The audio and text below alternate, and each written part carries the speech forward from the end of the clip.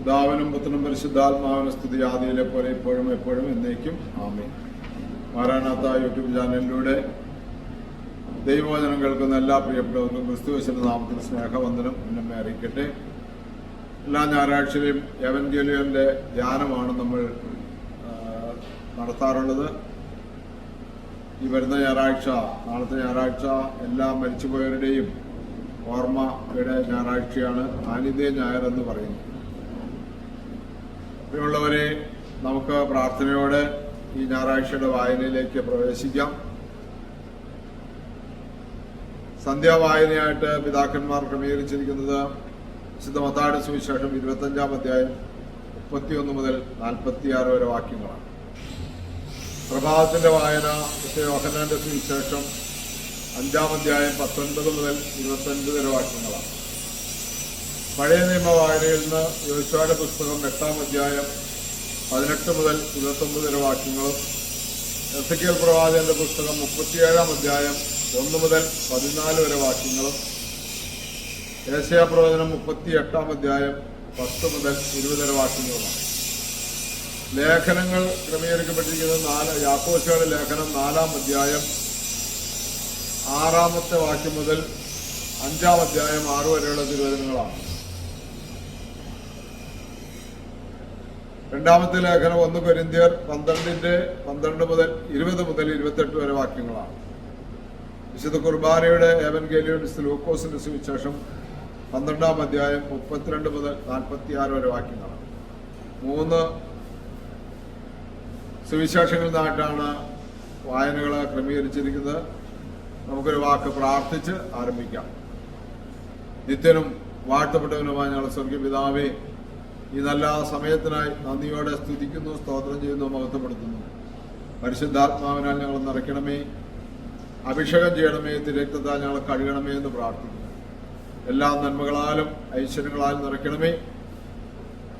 ഈ വചന കേൾവി ഞങ്ങൾക്ക് ദൈവിക പൂർണ്ണതയിലേക്ക് വളരുവാനുള്ള ചവിട്ടുപടികളാക്കി തീർക്കണമേ എന്ന് പ്രാർത്ഥിക്കുന്നു. പരിശുദ്ധാത്മാവിനാൽ ഞങ്ങളെ നയിക്കണമേ. ദൈവസ്നേഹത്തിൽ പൂർണ്ണമായി ഞങ്ങൾ വ്യാപരിച്ചുകൊണ്ട്, അവിടുത്തെ കൃപയാൽ ഞങ്ങൾ നയിക്കപ്പെട്ടുകൊണ്ട്, പരിശുദ്ധാത്മാവിൻ ഞങ്ങൾ ധ്യാനിച്ചും ചിന്തിച്ചും വളരുവാനുള്ള കൃപ നൽകണമേ എന്ന് പ്രാർത്ഥിക്കുന്നു. പരിശുദ്ധ അമ്മേ, ദൈവമാതാവേ, സർവ്വവിശുദ്ധന്മാരെ, ശുദ്ധിമതികളെ പ്രാർത്ഥിക്കണമേ. യേശുക്രിസ്തുവിന്റെ പരിശുദ്ധ നാമത്തിൽ ഞങ്ങളെ പൂർണ്ണമായി സമർപ്പിച്ച് പ്രാർത്ഥിക്കുന്നു. കൃപയുടെ ഘട്ടത്തിന് നിരമറാകണമേ. ആമേൻ. ഹല്ലേലൂയ. ഇങ്ങനെയുള്ളവരെ, വായനകൾ നമ്മൾ എടുക്കുമ്പോൾ ഒന്നാമത്തെ വായന തുടങ്ങി നമ്മൾ ചിന്തിക്കുമ്പോൾ സന്ധ്യാ വായനയുടെ നേരത്തെ സൂചിപ്പിച്ചതുപോലെ വിശുദ്ധ മത്തായിയുടെ സുവിശേഷം 25-ാം അധ്യായത്തിന്റെ 31 മുതൽ 46 വരെ വാക്യങ്ങളാണ്. വാക്യങ്ങളിൽ അന്ത്യ ന്യായവിധിയെക്കുറിച്ചാണ് പറയുന്നത്. ഇവിടെയുള്ളവരെ, സങ്കീർത്തന പുസ്തകം 88 അതിന്റെ 10-ാമത്തെ വാക്യം, കണ്ടാലും മരിച്ചവർക്ക് നീ അത്ഭുതങ്ങളെ പ്രവർത്തിക്കുന്നു, ബലവാന്മാർ എഴുന്നേറ്റ് നിന്നെ സ്തോത്രം ചെയ്യും. വീണ്ടും സങ്കീർത്തനം പറയുന്നു, മൃതരുടെ ലോകത്ത് ആരും അങ്ങയെ അനുസ്മരിക്കുന്നില്ല, പാതാളത്തിൽ ആരും അങ്ങയെ സ്തുതിക്കും. കണ്ടാലും മരിച്ചവർക്ക് നീ അത്ഭുതങ്ങളെ പ്രവർത്തിക്കുന്നു, ബലവാന്മാർ എഴുന്നേറ്റ് നിന്നെ സ്തോത്രം ചെയ്യുന്നു സങ്കീർത്തനക്കാരൻ പറയുന്നു. ഒപ്പം തന്നെ സങ്കീർത്തനക്കാരൻ പറയുന്നു, മരിച്ചവരുടെ ലോകത്ത്, മൃതരുടെ ലോകത്ത് ആരും അങ്ങയെ അനുസ്മരിക്കുന്നില്ല, പാതാളത്തിൽ ആരും അങ്ങയെ സ്തുതിക്കും. ഈ 2 സങ്കീർത്തനങ്ങൾ നമ്മൾ കൂട്ടി വായിക്കുമ്പോൾ, പ്രിയമുള്ളവരെ, വിശുദ്ധ മത്തായിയുടെ സുവിശേഷം 25-ാം അധ്യായത്തിന്റെ 31 മുതൽ 46 വരെ വാക്യങ്ങൾ നമുക്ക് വെളിവായി കിട്ടുന്ന ഭാഗമാണ്. ഇടയൻ ചെമ്മരിയാടുകളെ കോലാടുകളിൽ നിന്ന് വേർതിരിച്ച് ഇടത്തും വലത്തും നിർത്തുമെന്ന് പറഞ്ഞാണ് ആ ഭാഗം അവിടെ തുടങ്ങുന്നത്. മനുഷ്യപുത്രൻ തന്റെ പ്രതാപത്തോടുകൂടെ മഹത്വമുള്ള സിംഹാസനത്തിലിരിക്കും, സകല ജാതികളും അവന്റെ മുമ്പാകെ കൂട്ടപ്പെടും. കോലാടുകളിൽ നിന്ന് ചെമ്മരിയാടുകളുടെ വേർതിരിക്കുന്ന പോലെ അവൻ അവരെ തമ്മിൽ വേർതിരിച്ച് ചെമ്മരിയാടുകളായവരത്തിന്റെ വലത്തുഭാഗത്തും കോലാടുകളായവരത്തിന്റെ ഇടത്തുഭാഗത്തും നിർത്തും. ആ ഭാഗം നമുക്ക് വായിക്കുമ്പോൾ മനസ്സിലാകുന്ന വലത്തുഭാഗത്തുള്ളവരോട് എന്റെ പിതാവിനാൽ അനുഗ്രഹിക്കപ്പെട്ടവരെ വരിക, ലോക ആരംഭം മുതൽ നിങ്ങൾക്കായി ഒരുക്കിയിരിക്കുന്ന രാജ്യം അനുഭവിച്ചു കൊള്ളുവിനെന്നാ പറയുന്നത്. അവരെ കുറിച്ചായിരിക്കാം സങ്കീർത്തനം 88:10 പറഞ്ഞ്, കണ്ടാലും മരിച്ചവർക്ക് നീ അത്ഭുതങ്ങളെ പ്രവർത്തിക്കുന്നു, ബലവാന്മാർ എഴുന്നേറ്റ് നിന്നെ സ്തോത്രം ചെയ്യുമെന്ന് പറയും. എന്നാൽ ഇതിന്റെ ഇടത്തുവശത്ത് നിൽക്കുന്നവരോട് കർത്താവ് പറയുന്നത് എങ്ങനെയാണ്? ഇടത്ത് ഭാഗത്തുള്ളവരോട് ഇപ്രകാരം ഒരു ശപിക്കപ്പെട്ടവര്, നിങ്ങൾ എന്നെ വിട്ട് ആകൽ കർസാക്കി അവന്റെ ദൂതന്മാർക്ക് ഒരുക്കപ്പെട്ടിരിക്കുന്ന നിത്യ അഗ്നിയിലേക്ക് പോകുവിൻ. അവിടെയാണ് ഈ സങ്കീർത്തനം 6:5 പറയുന്നത്, മൃതരുടെ ലോകത്ത് ആരും അങ്ങയെ അനുസ്മരിക്കുന്നില്ല, പാതാളത്തിൽ ആരും അങ്ങയെ സ്തുതിക്കും. പ്രിയമുള്ളവര്, അതുകൊണ്ട് ഈ മത്തായിയുടെ സുവിശേഷം 25-ാം അധ്യായത്തിന്റെ 31 മുതൽ 46 വരെ വാക്കുകൾ നമ്മൾ വായിക്കുമ്പോൾ ഈ ന്യായവിധിയില് ഇപ്രകാരമാണ് പറയുന്നത്: വിശക്കുന്നവൻ ആഹാരം കൊടുക്കുക, ദാഹിക്കുന്നവന് കുടിപ്പാൻ കൊടുക്കുക, പരദേശിക്ക് പാർപ്പിടം കൊടുക്കുക, നഗ്നനെ ഉടുപ്പിക്കുക, രോഗിയെ ശുശ്രൂഷിക്കുക, കാരാഗ്രഹത്തില് ആയിരിക്കുന്നവരെ ചെന്ന് കണ്ട് ആശ്വസിപ്പിക്കുക. ഇത്തരം കാര്യങ്ങൾ ചെയ്താൽ മരിച്ചുപോയവർക്ക് കർത്താവിനോട് കൂടെ തന്റെ ഭക്ത പ്രതാപത്തിൽ എഴുന്നള്ളി വരുമ്പോൾ കർത്താവിനോട് കൂടെ കർത്താവ് ആയിരിക്കുന്നിടത്ത് ഇരിക്കുവാൻ കഴിയുമെന്ന് പറയുന്നു. ഇത് ചെയ്യാത്തവർക്ക് സാത്താനും അവന്റെ ദൂതന്മാർക്ക് ഒരുക്കിയിരിക്കുന്ന നിത്യദണ്ഡനത്തിലേക്ക് പോകണമെന്ന് പറയുന്നു. അങ്ങനെ പുണ്യവാന്മാർ നിത്യജീവനിലേക്കും പുണ്യം ചെയ്യാത്തവര് നിത്യനിന്ദയിലേക്കും പോകുമെന്ന് പറയും.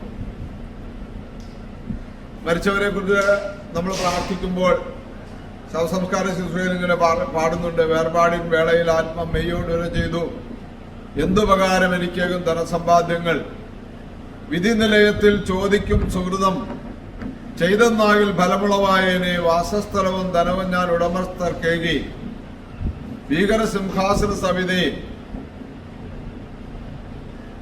ഹല്ലേലൂയ, പോകുന്നേൻ എന്റെ ചെയ്തികൾ എന്റെ കണക്ക് കൊടുക്കാൻ ഞാൻ പോകുന്നു എന്ന് ശുശ്രൂഷയിൽ ഇങ്ങനെ പാടുന്നുണ്ട്. എന്തുപകാരം എനിക്കേകും ധനസമ്പാദ്യങ്ങൾ എന്ന് ചോദിക്കുന്ന ഒരു ഭാഗമുണ്ട്. ഇവിടെയാണ് പ്രിയമുള്ളവരെ യാക്കോബുടെ ലേഖനം 5-ാം അധ്യായത്തിൽ നമ്മൾ വായിക്കുന്നത്. എന്താണ് യാക്കോബുടെ ലേഖനത്തിൽ നമ്മൾ വായിക്കുന്നത്? ധനവാന്മാർക്കുള്ള മുന്നറിയിപ്പായിട്ടാണ് അവിടെ പറയുന്നത്. യാക്കോബ് പറയുന്നു, ധനവാന്മാർക്ക് മുന്നറിയിപ്പ് പറയുമ്പോൾ ഇങ്ങനെയാണ് ഇത്: നിങ്ങളുടെ സ്വർണത്തിനും വെള്ളിക്കും കറ പിടിച്ചു, ആ കറ നിങ്ങൾക്കെതിരായി സാക്ഷ്യം വഹിക്കും, അത് നിങ്ങളുടെ ശരീരത്തെ ഭക്ഷിക്കുവാൻ പോകുന്നു, അന്ത്യകാലത്തേക്ക് നിങ്ങൾ അഗ്നി ശേഖരിച്ചിരിക്കുന്നു. ഇതാ നിങ്ങളുടെ വയലുകളിൽ കൊയ്തവരായ കൂലിക്കാരുടെ കൂലിയെ നിങ്ങൾ പിടിച്ചതിനാൽ അത് നിലവിളിക്കുന്നു. കൊയ്ത്തുകാരുടെ നിലവിളി സർവശക്തനായ കർത്താവിന്റെ ചെവിയിൽ എത്തിയിരിക്കുന്നു. എന്തെന്നാൽ ഭൂമിയിൽ നിങ്ങൾ സുഖിച്ചു മതിക്കുകയും വധദിവസത്തേക്ക് വേണ്ടി എന്ന പോലെ നിങ്ങൾ നിങ്ങളുടെ ശരീരങ്ങളെ പോഷിപ്പിക്കുകയും ചെയ്തു. നീതിമാനെ നിങ്ങൾ കുറ്റം ആരോപിച്ചു കൊന്നു, അവൻ നിങ്ങളോട് എതിർത്ത് നിന്നില്ല. പ്രിയമുള്ളവരെ, ധനവാന്മാരെ നിങ്ങളുടെ മേൽ വരാൻ പോകുന്ന ദുരിതങ്ങളോർത്ത് വിലപിക്കുകയും കരയുകയും ചെയ്യുമെന്ന് പറയുന്നു. എന്നാൽ നിങ്ങളുടെ ധനം ക്ഷയിച്ചു നശിച്ചു, നിങ്ങളുടെ വസ്ത്രങ്ങൾ ചിതൽ തിന്നു. അപ്പൊ ഇടത്തുഭാഗത്തുള്ളവരോട് കർത്താവ് പറയുന്നത്, ഞാൻ നിങ്ങളെ അറിയുന്നില്ല, കാരണം എനിക്ക് വിശന്നു നിങ്ങൾ ഭക്ഷിക്കാൻ തന്നില്ല, എനിക്ക് ദാഹിച്ചു നിങ്ങൾ കുടിക്കാൻ തന്നില്ല, ഞാൻ നഗ്നരായിരുന്നു നിങ്ങൾ എന്നെ ഉടുപ്പിച്ചില്ല, ഞാൻ രോഗിയായിരുന്നു നിങ്ങൾ എന്നെ ശുശ്രൂഷിച്ചില്ല, ഞാൻ പരദേശിയായിരുന്നു നിങ്ങൾ എനിക്ക് പാർപ്പിടം തന്നില്ല, ഞാൻ കാരാഗ്രഹത്തിലായിരുന്നു നിങ്ങൾ എന്നെ വന്ന് കണ്ടില്ല. അപ്പോൾ അവർ ചോദിക്കും, ഞങ്ങൾ നിന്നെ ഈ വിധത്തിൽ എവിടെ വെച്ച് കണ്ട് തരാതിരുന്നു എന്ന് പറയുമ്പോൾ, എന്റെ ഏറ്റവും എളിയായി സഹോദരൻ ഒരുവന് ചെയ്യാതിരുന്നപ്പോൾ എനിക്ക് തന്നെയാണ് ചെയ്യാതിരുന്നത് എന്ന് പറയുന്നു. അവിടെ പ്രിയമുള്ളവരെ, നമ്മൾ ഒന്നാമത്തെ ഭാഗം നമ്മൾ വായിച്ചു പോകുമ്പോൾ തീർച്ചയായിട്ടും നാം ഭൂമിയിൽ നന്മ ചെയ്താൽ മാത്രമേ നമുക്ക് നിത്യജീവനെ അവകാശമാക്കാൻ കഴിയുള്ളൂ എന്ന് നമ്മളെ പഠിപ്പിക്കുകയാണ്. നമ്മൾ നാളെ നമ്മുടെ പരേതരുടെ നമ്മുടെ കുടുംബത്തിൽ നിന്ന് നമ്മുടെ സ്വന്തത്തിൽ നിന്ന് വേർപെട്ടു പോയ പരേതരുടെ വാങ്ങിപ്പോയവരുടെ ആത്മാക്കളെ നമ്മൾ ഓർത്ത് പ്രാർത്ഥിക്കുമ്പോൾ അവർക്ക് ചെയ്യാൻ പറ്റാതെ പോയിട്ടുള്ള പുണ്യ കർമ്മങ്ങൾ, അവർക്ക് ചെയ്യാൻ പറ്റാതെ പോയിട്ടുള്ള ദാനധർമ്മങ്ങൾ, അവർക്ക് ചെയ്യാൻ പറ്റാതെ പോയിട്ടുള്ള നീതി ബോധങ്ങളൊക്കെയും നമ്മൾ ചെയ്യേണ്ടിയിരിക്കുന്നു. അങ്ങനെ ചെയ്തുകൊണ്ട് മാത്രമേ ഒരു പ്രായശ്ചിത്ത ബലിയായി നമുക്ക് നാളത്തെ വിശുദ്ധ ബലിയിൽ പങ്കെടുക്കുവാനായിട്ട് കഴിയുള്ളൂ.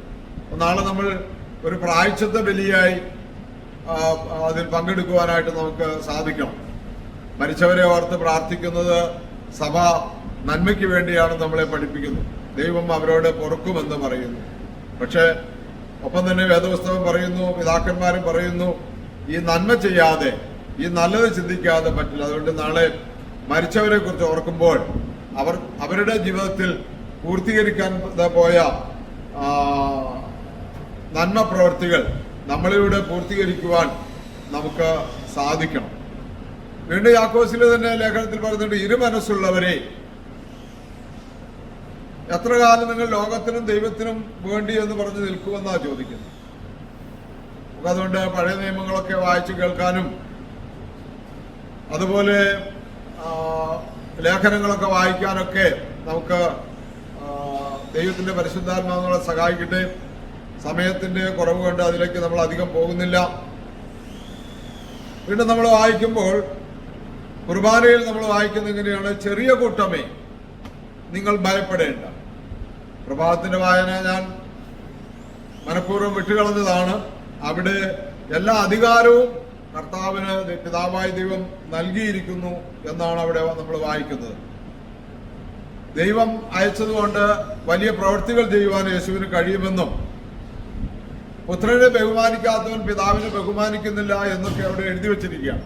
അതാണ് സുവിശേഷം 25 നിന്ന് നമ്മൾ വായിച്ചതുകൊണ്ട് ആ അധികാരമാണല്ലോ അവിടെ എടുത്തു പറയുന്നത്. അതുകൊണ്ട് നമ്മൾ ആ ഭാഗം വിട്ടു കളഞ്ഞു എന്ന് മാത്രം നിങ്ങൾ വായിച്ചോളൂ. ഞാൻ നേരത്തെ സൂചിപ്പിച്ചതാണ്. യോഹന്നാന്റെ സുവിശേഷം 5-ാം അധ്യായത്തിന്റെ 19 മുതൽ 29 വരെ വാക്യങ്ങളാണ് പ്രഭാതത്തിന്റെ വായനയായിട്ട് ക്രമീകരിച്ചിരിക്കുന്നത്. കുർബാനയിലേക്ക് നമ്മൾ വരുമ്പോൾ ചെറിയ ആട്ടിൻകൂട്ടമേ ഭയപ്പെടേണ്ട, എന്തെന്നാൽ നിങ്ങളുടെ പിതാവ് നിങ്ങൾക്ക് രാജ്യം തരുവാൻ ഇഷ്ടപ്പെട്ടിരിക്കുന്നു. നിങ്ങൾ നിങ്ങളുടെ സമ്പാദ്യം വിറ്റ് ഭിക്ഷ കൊടുപ്പിൻ എന്നവിടെ എഴുതിയിരിക്കുകയാണ്. വീണ്ടും അവിടെ നമ്മളോട് പറയുന്നത്, യാക്കോബ് പറയുന്നതും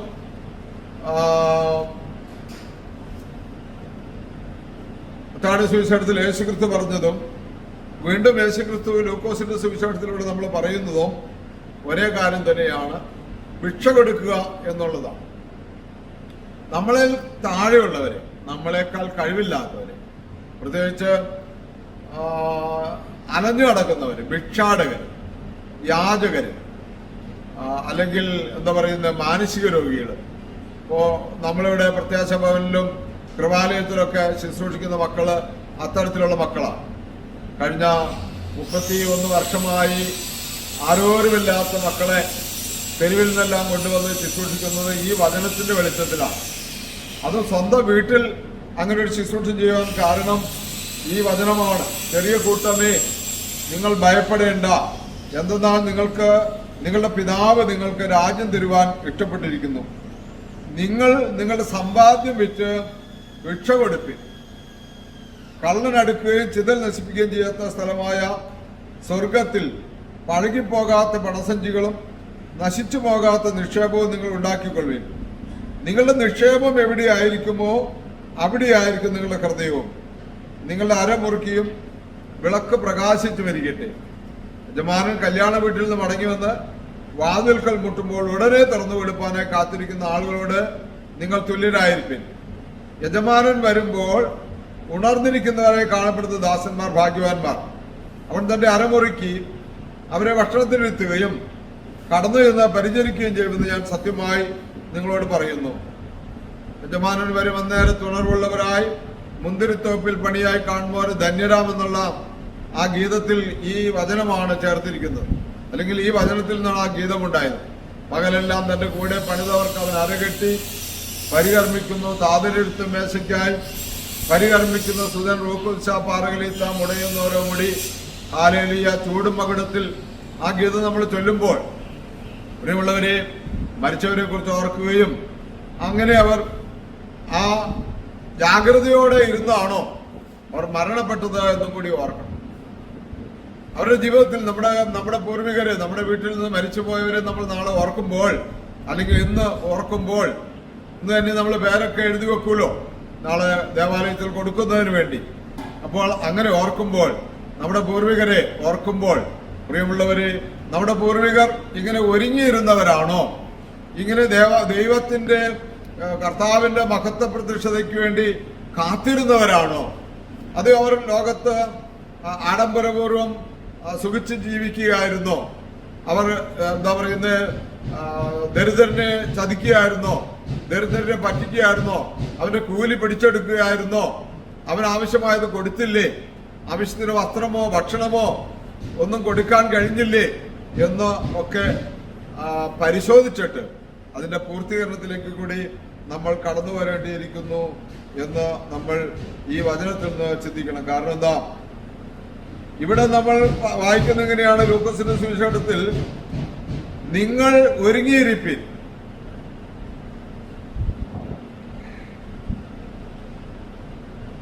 തക്ക സമയത്ത് ഭക്ഷണം കൊടുപ്പാൻ യജമാനനാൽ ജോലിക്ക് നിയമിക്കപ്പെടുന്ന വിശ്വസ്തനും ജ്ഞാനിയുമായ ഗൃഹവിചാരകൻ ആരായിരിക്കാം? യജമാനൻ വരുമ്പോൾ അങ്ങനെ ചെയ്യുന്നതായി കാണപ്പെടുന്ന ദാസൻ ഭാഗ്യവാനാകുന്നു. യജമാനൻ തന്റെ സകല സമ്പാദ്യങ്ങളുടെ മേലാവായി അവനെ നിയമിക്കുമെന്ന് ഞാൻ സത്യമായി നിങ്ങളോട് പറയുന്നു. എന്നാൽ ആ ദാസൻ തന്റെ യജമാനൻ താമസിച്ചേ വരികയുള്ളൂ എന്ന് വിചാരിച്ച് യജമാനന്റെ ദാസന്മാരെയും ദാസിമാരെയും ശിക്ഷിക്കാനും തിന്നുകുടിച്ച് മതിക്കാനും തുടങ്ങിയാൽ ആ ദാസൻ വിചാരിക്കാത്ത ദിവസത്തിൽ അറിയാത്ത സമയത്ത് യജമാനൻ വന്ന് അവനെ പിരിച്ചുവിടുകയും അവിശ്വാസികളുടെ കൂട്ടത്തിൽ ഗണിക്കുകയും ചെയ്യും. യജമാനന്റെ ഇഷ്ടം അറിഞ്ഞിട്ട് അതനുസരിച്ച് ഒരുങ്ങാത്ത ദാസൻ അധികം ശിക്ഷ അനുഭവിക്കും. എന്നാൽ അറിയാതെ ശിക്ഷയ്ക്ക് യോഗ്യമായിട്ടുള്ളത് പ്രവർത്തിക്കുന്നവൻ ചെറിയ ശിക്ഷ അനുഭവിക്കും. എന്തുകൊണ്ടെന്നാൽ ആർക്ക് അധികം കൊടുക്കപ്പെട്ടുവോ ആയവനോട് അധികം ചോദിക്കപ്പെടും, ആരിൽ അധികം ഏൽപ്പിക്കപ്പെട്ടുവോ ആയവനോട് അധികം ആവശ്യപ്പെടും. അപ്പോൾ പ്രിയമുള്ളവരെ, ഒരുങ്ങിയിരിക്കുക എന്നുള്ളത് പ്രധാനപ്പെട്ട ഒരു കാര്യമാണ്. എങ്ങനെയൊക്കെ ഒരുങ്ങിയിരിക്കണമെന്നുള്ളത് ഈ വായനയോടെയൊക്കെ നമ്മൾ കേട്ടു. വിശക്കുന്നവന് അപ്പം നുറുക്കി കൊടുക്കണം, നഗ്നനെ കണ്ടാൽ ഉടുപ്പിക്കണം. എസ് 58 അങ്ങനെ എഴുതിയിരിക്കുന്നത്. അലഞ്ഞു നടക്കുന്ന സാധു പരദേശികളെ വീട്ടിൽ സ്വീകരിക്കണം, രോഗിയെ ശുശ്രൂഷിക്കണം, കാരാഗ്രഹത്തിൽ ജയിലിൽ ആയിരിക്കുന്നവരെ ചെന്ന് കണ്ട് അവരെ ആശ്വസിപ്പിക്കണം. അങ്ങനെ ഒരുപാട് കാര്യങ്ങൾ നമ്മുടെ ജീവിതത്തിൽ നന്മയായി ചെയ്യേണ്ടതുണ്ട്. ഒപ്പം തന്നെ യാക്കോസിലെ പറഞ്ഞ പോലെ, നേരത്തെ സൂചിപ്പിച്ച പോലെ, ആരുടെയും മുതല് വഞ്ചിച്ചെടുത്ത് അതൊന്നും നമ്മുടെ കുടുംബത്തുണ്ടായിരിക്കാൻ പാടില്ല. അവിടെ സക്കായിയെ പോലെ മാനസാന്തരപ്പെട്ട് വഞ്ചനയുടെയോ ചതിയുടെയോ വല്ലതൊക്കെ ഉണ്ടെങ്കിൽ അത് കൊടുത്തു തീർക്കണം. വഞ്ചിച്ച ആളുകളൊക്കെ ഇപ്പോൾ ജീവിച്ചിരിക്കില്ല എങ്കിൽ പ്രിയമുള്ളവരെ, അത് ദാനധർമ്മം ചെയ്യണം. ഞാൻ ഓർക്കുന്നുണ്ട്, ഒരപ്പച്ചൻ എന്റെ അടുത്ത് പറഞ്ഞതാണ്, ഒരു അപ്പച്ചൻ തന്റെ ജ്യേഷ്ഠ സഹോദരന് ഒരു ആടിനെ കൊടുത്തു പണ്ട് കാലത്ത് വളർത്താൻ. പക്ഷെ ആടിനെ വളർത്താൻ കൊടുത്തിട്ട് തിരിച്ച ആടിനെ കൊടുത്തില്ല. ആ ചേട്ടന് സാമ്പത്തികമായി പിന്നോക്കം നിൽക്കുന്ന അവസ്ഥയായിരുന്നു. ആട് എന്താ പറയുന്നത്, ഒരു പ്രസവമൊക്കെ 2 പ്രസവമൊക്കെ കഴിഞ്ഞു. പക്ഷെ വേണ്ട അത് പ്രയോജനപ്പെട്ടില്ല, അതിന് പകരം കൊടുക്കാൻ കഴിഞ്ഞില്ല. അനിയന് അല്പം ഈ ചുറ്റുപാടുള്ളതുകൊണ്ട് ചേട്ടനോട് തിരിച്ച് ചോദിച്ചുമില്ല. പക്ഷെ ചേട്ടനൊക്കെ മരിച്ചു, മക്കളായിട്ട് നല്ല ബിസിനസ് ഒക്കെ ചെയ്ത് അവർ നന്നായി സാമ്പത്തികമായിട്ട് ഉയർന്ന സമയത്ത് ഈ കൊച്ചപ്പനോട് മക്കൾ അപ്പന്റെ ആണ്ടിന്റെ സമയത്ത് ഈ കൊച്ചപ്പനോട് നമുക്ക് എന്തെങ്കിലും ചെയ്യണം അപ്പന് വേണ്ടി എന്ന് പറഞ്ഞപ്പോൾ ഈ കൊച്ചപ്പൻ പറഞ്ഞു, അപ്പൻ ഇങ്ങനെ ഒരു കാര്യം എൻ്റെ അടുത്തുനിന്ന് ചെയ്തിട്ടുണ്ടായിരുന്നു. എൻ്റെ അടുത്ത് ഞാൻ ഒരു ആടിനെ കൊടുത്തിട്ട് തിരികെ തരാമെന്ന് പറഞ്ഞാണ് മേടിച്ചത്. പക്ഷെ അപ്പന് വാക്ക് പാലിക്കാൻ പറ്റിയില്ല. അപ്പന് സാമ്പത്തിക ക്ലേശങ്ങൾ വന്നതുകൊണ്ട് അപ്പനത് വേണ്ടവണ്ണം തിരികെ ക്രമീകരിക്കാൻ പറ്റിയില്ല. അപ്പന്റെ ബുദ്ധിമുട്ടോർത്ത് ഞാനത് തിരികെ ചോദിച്ചുമില്ല. പക്ഷെ ഛേദം വന്നാലും വാക്ക് മാറരുത് എന്ന് ബൈബിൾ പറയുന്നു. അതുകൊണ്ട് അപ്പന് വേണ്ടി അതിനൊരു പ്രായശ്ചിത്തമായിട്ട് എന്താ പറയുന്നത്, നമ്മുടെ സ്ഥാപനത്തിന്റെ പേര് ആ ചേട്ടൻ പറഞ്ഞു, പ്രത്യാശ ഭവനില് അനാഥരായ മാനസിക രോഗികള് ധാരാളം പേര് താമസിക്കുന്നു. അവിടേക്ക് നല്ലൊരു തുക കൊടുക്കണമെന്ന് പറഞ്ഞു. അങ്ങനെ ആ ആടിന്റെ ഏകദേശം ഒരു ഇരട്ടി ഒരു വില വെച്ചിട്ട് നല്ലൊരു പൈസ ഇവിടെ കൊണ്ടുവന്ന് ആ മക്കൾ ആ മരിച്ചുപോയ അപ്പന്റെ പേർക്ക് രസീത് എഴുതി എന്ന് ഞാൻ ഇപ്പോഴും ഓർക്കുക. പ്രിയമുള്ളവര്, അതുകൊണ്ടാണ് ഞാൻ പറഞ്ഞത് ഒരു പ്രായശ്ചിത്ത ബലിയായിരിക്കണം, ഒരു പരിഹാര ബലിയായിരിക്കണം ആരുടെയെങ്കിലും വഞ്ചിച്ചെടുത്തിട്ടുണ്ടെങ്കിൽ. അപ്പോൾ നമുക്കുള്ള ഗുണം എന്താന്ന് ചോദിച്ചാൽ എസെക്കിയേൽ പ്രവചനം 37 നമ്മൾ വായിക്കുന്നുണ്ട്. പഴയ നിയമ വായനയിൽ, നാളത്തെ വായനയിൽ എന്താണ്, അസ്ഥികൾക്ക് ജീവൻ വെക്കുമോ എന്ന് പ്രവാചകനോട് ചോദിക്കുകയാണ്. അസ്ഥികളുടെ താഴ്വരയിൽ കൊണ്ടുപോയി ദൈവം ഈ പ്രവാചകനെ നിർത്തുകയാണ്.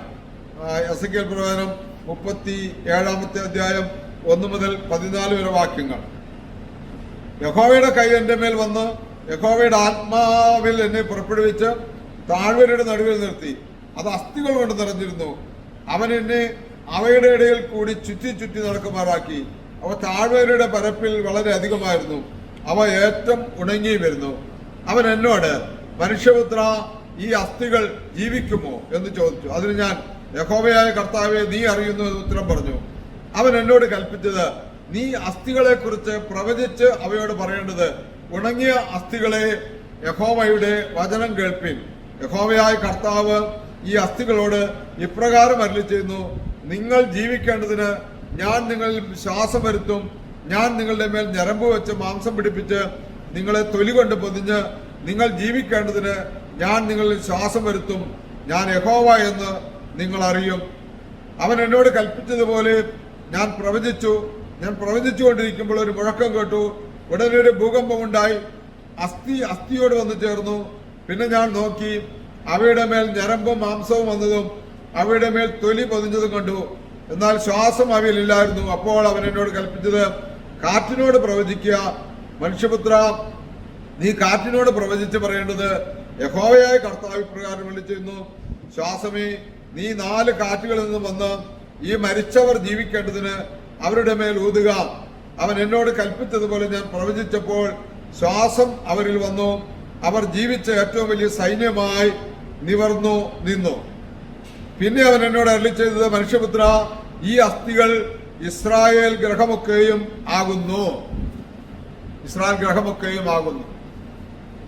മരിച്ച അസ്ഥിക്ക് തുല്യമായ ഒരു ജീവിതാവസ്ഥയിൽ ആയിരിക്കുന്ന ഇസ്രായേലിനെ നോക്കി അവർക്ക് ബലം നൽകുന്നു, ആത്മബലം നൽകുന്നു, അവരെല്ലാവരും ശക്തരാകുന്നു എന്ന് പ്രവാചകനിലൂടെ ഒരു ദൂത് കൊടുക്കുകയാണ് ദൈവം, പ്രവാചകനിലൂടെ. അതുകൊണ്ട് പ്രിയമുള്ളവരെ, നാം ഒരു പ്രായശ്ചിത്ത പരിഹാര ബലി നാളെ അർപ്പിക്കുകയാണെങ്കിൽ നമ്മുടെ മാതാപിതാക്കന്മാർക്ക് ജീവിതത്തിൽ വന്നുപോയിട്ടുള്ള തെറ്റുകുറ്റങ്ങൾ പൊറുക്കണമേ എന്ന് പ്രാർത്ഥിക്കുമ്പോൾ തന്നെ അവർക്ക് ഏതൊക്കെ തെറ്റാണ് വന്നിരിക്കുന്നതെന്നുള്ള ബോധ്യത്തോടു കൂടി അവരുടെ സമ്പത്ത് ശേഖരണത്തിൽ ഏതെങ്കിലും വിധത്തിലുള്ള പോരായ്മകൾ, തിന്മകൾ കടന്നു വന്നിട്ടുണ്ടെങ്കിൽ അതെല്ലാം ദാനധർമാദികളിലൂടെ പാപപരിഹാരം ചെയ്തുകൊണ്ട് ബലിയർപ്പിക്കുക. അപ്പോൾ ഈ സങ്കീർത്തനത്തിൽ നമ്മൾ വായിച്ചതുപോലെ മൃതരുടെ ലോകത്ത് ആരും അങ്ങേ അനുസ്മരിക്കുന്നില്ല, പാതാളത്തിൽ ആരങ്ങയെ സ്തുതിക്കുമെന്ന ആ തിരുവചനം മുമ്പോട്ട് കയറ്റി വായിക്കാൻ പറ്റും. എന്താണ് 88:10? കണ്ടാലും മരിച്ചവർക്ക് നീ അത്ഭുതങ്ങളെ പ്രവർത്തിക്കുന്നു, ബലവാന്മാർ എഴുന്നേറ്റ് നിന്നെ സ്തോത്രം ചെയ്യും. അപ്പോൾ മാതാപിതാക്കളും മക്കളും തമ്മിലുള്ള ബന്ധം ദൃഢമാവുകയും പരിശുദ്ധാത്മാവിനാൽ നിറയുകയും ആത്മബലത്തോടുകൂടി എല്ലാവരും എഴുന്നേറ്റ് ദൈവത്തെ മഹത്വപ്പെടുത്തുകയും സ്തുതിക്കുകയും ചെയ്യും. നമുക്ക് പ്രാർത്ഥിക്കാം. കാരുണ്യവാനായ കർത്താവേ, ഞങ്ങളുടെ പൂർവികരെ, ഞങ്ങളുടെ ഭവനത്തിൽ നിന്ന് വാങ്ങിപ്പോയ എല്ലാ പിതാക്കന്മാരെയും മാതാക്കളെയും ഞങ്ങളുടെ സഹോദരങ്ങളെയും ബന്ധുമിത്രങ്ങളെയും ഒക്കെ ഞങ്ങൾ ഓർക്കുന്ന ഒരു ഞായറാഴ്ച ഞങ്ങളുടെ പിതാക്കന്മാർ ഞങ്ങൾക്ക് ക്രമീകരിച്ചു തന്നിരിക്കുന്നു. ആ ഞായറാഴ്ചയാണല്ലോ നാളെ. ഈ തിരുവചനത്തിൽ ഇന്ന് ചെറിയ കൂട്ടമേ, നിങ്ങൾ ഭയപ്പെടേണ്ട, നിങ്ങൾക്ക് രാജ്യം നൽകുവാൻ പിതാവ് പ്രസാദിച്ചിരിക്കുന്നു എന്ന് പറഞ്ഞുകൊണ്ട് ഞങ്ങളെ ധൈര്യപ്പെടുത്തിയ, ഞങ്ങൾക്കുള്ളത് ദാനധർമ്മം ചെയ്യണം, ഞങ്ങൾ ഭിക്ഷക്കാർക്ക് ഭിക്ഷ കൊടുക്കണം എന്ന ഈ ആഹ്വാനത്തിലൂടെ മാത്രമല്ല, ഞങ്ങൾ അരമുറുക്കി ഒരുങ്ങിയിരിക്കണം. കർത്താവ് എപ്പോൾ ഏത് നേരത്താണ് വരുന്നതെന്ന് അറിയില്ല. അപ്പോൾ കർത്താവിനോട് കൂടെ എടുക്കപ്പെടുവാൻ യജമാനൻ വരുമെന്ന് അറിഞ്ഞുകൊണ്ട് ഉണർന്നിരിക്കുന്ന ദാസൻ ഭാഗ്യവാനെന്ന് തിരുവചനം പറയുന്നു. കർത്താവെ, ഞങ്ങൾക്ക് ഉണർന്നിരിക്കുവാൻ, സുബോധത്തോടു കൂടി ഇരിക്കുവാൻ, ദൈവരാജ്യത്തെക്കുറിച്ചുള്ള നല്ല അറിവുള്ളവരായിരിക്കുവാൻ, ദൈവസ്നേഹത്തിൽ വളരുവാൻ, ഒപ്പം തന്നെ പട്ടിണിക്കാരായ സഹോദരങ്ങളെ ബഹുമാനിക്കുവാനും സ്നേഹിക്കുവാനും അവർക്ക് ആവശ്യമായ ഭക്ഷണം, വസ്ത്രം, മരുന്ന്, പാർപ്പിടം ഇങ്ങനെയുള്ള മനുഷ്യന്റെ പ്രാഥമിക ആവശ്യങ്ങൾ നിറവേറ്റി കൊടുക്കുവാനും ഞങ്ങളെ സഹായിക്കണമേ. ഞങ്ങൾക്ക് എന്തുണ്ട് എന്തില്ല എന്നുള്ളതല്ല, ഞങ്ങൾക്കുള്ളതിൽ നിന്ന് മറ്റുള്ളവരുമായി പങ്കുവെക്കുവാനുള്ള കൃപ നൽകണമേ. ഞങ്ങളെയും ഞങ്ങളുടെ പൂർവികരെയും ഒരിക്കൽ കൂടെ തിരുമുമ്പാകെ സമർപ്പിക്കുന്നു. എല്ലാ നന്മകളാലും എല്ലാ ഐശ്വര്യങ്ങളാലും അനുഗ്രഹങ്ങളാലും നിറയ്ക്കണമേ. യേശുവിന്റെ പരിശുദ്ധ നാമത്തിൽ സമർപ്പിച്ച് പ്രാർത്ഥിക്കുന്നു. കൃപയുടെ കേട്ട് തിരുത്തരുമാറാകണമേ. ആമീൻ. ഹല്ലേലൂയ. പ്രിയമുള്ളവരെ, പ്രത്യാശ ഭവനിൽ മാരാനാഥ ധ്യാന കേന്ദ്രം സ്ഥിതി ചെയ്യുന്നത് നിങ്ങൾക്കറിയാമല്ലോ.